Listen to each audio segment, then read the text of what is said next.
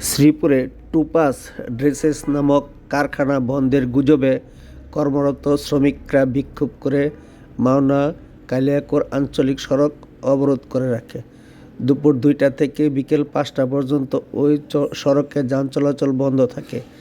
তীব্র যানজটে আটকা পড়ে শত শত গাড়ি, দুর্ভোগে পড়ে হাজার হাজার যাত্রী।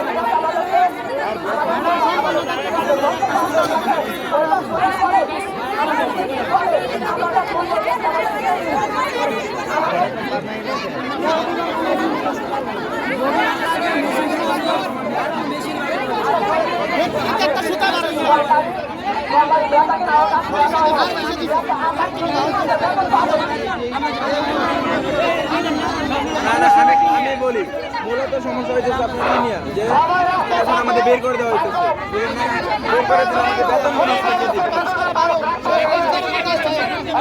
বের করে দেওয়ার কথা